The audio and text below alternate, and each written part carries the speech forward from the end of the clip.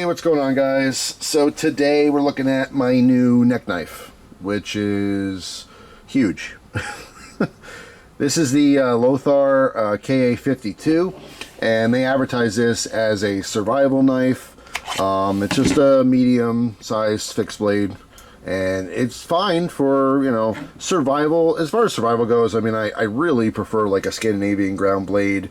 There's a couple different blade profiles I would do, although like a traditional kind of drop point, you know, is fine. There's not like a huge setback, I guess. I mean, when you talk in survival, it's kind of a loose terms, right? We kind of think of a knife that's going to at least do minimal wood processing, right? Can it, you know, baton through small wood?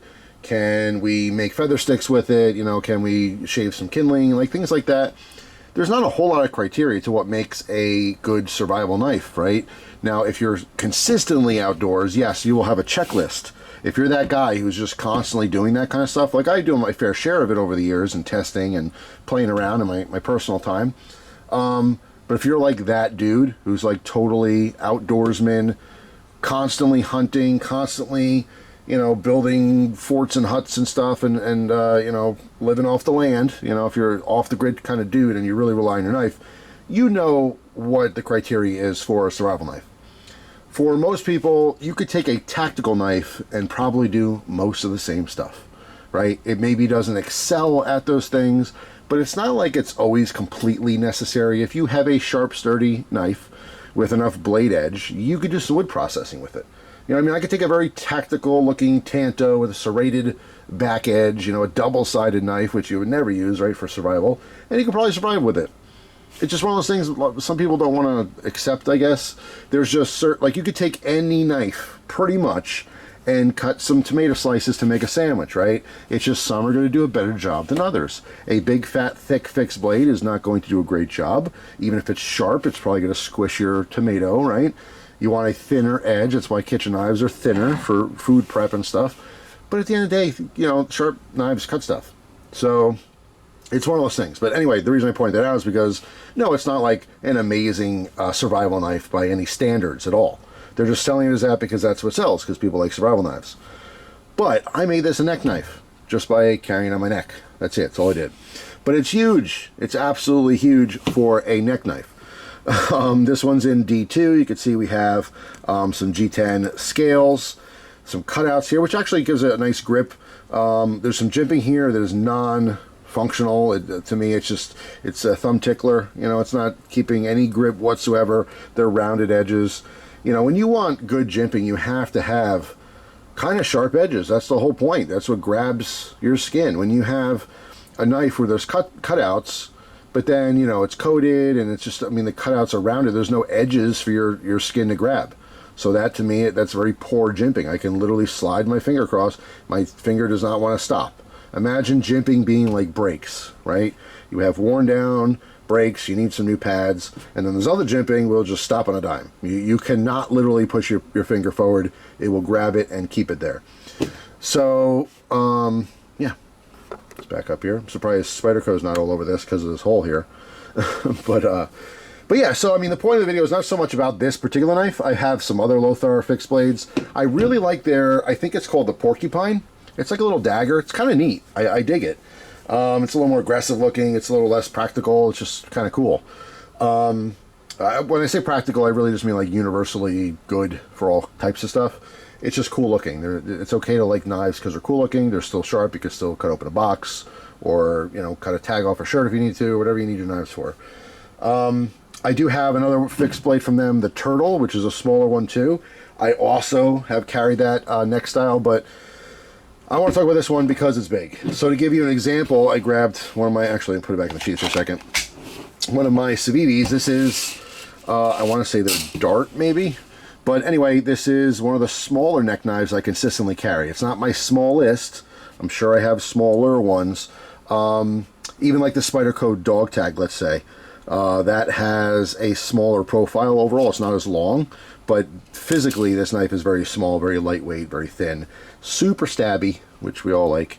But yeah, to give you a comparison here, there we go. I mean, it's night and day.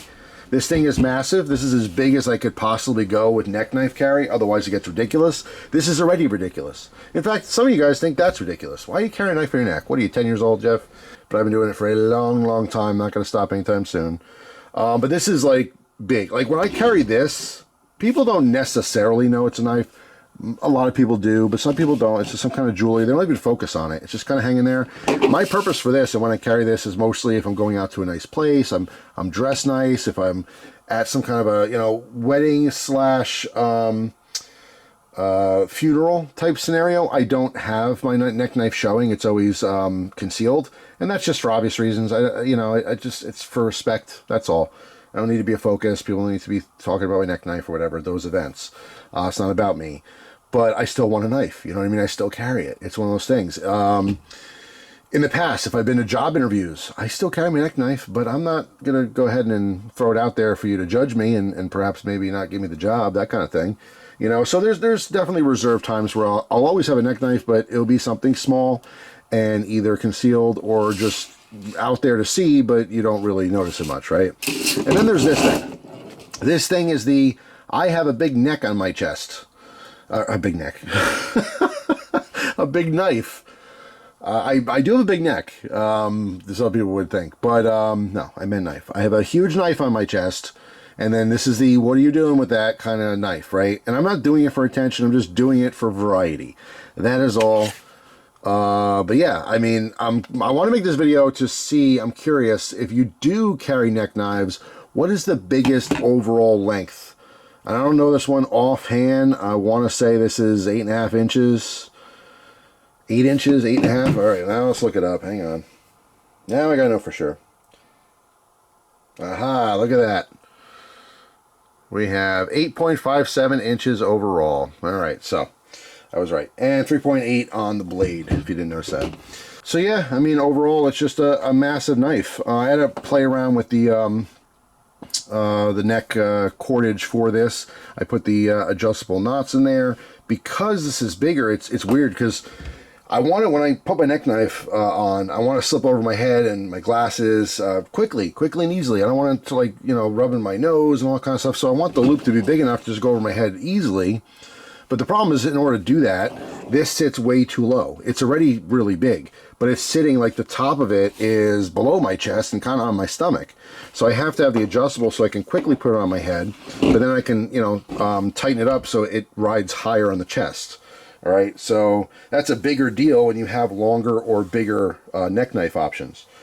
If you do something like a ball and chain, you can of course adjust that, but it's permanent. You just essentially cut, you know, a certain portion off. You can use the, you know, wire cutters on your multi-tool or whatever, but you can't put it back. You know, the adjustable paracord, that's why I went with paracord, so I can have an adjustable neck size.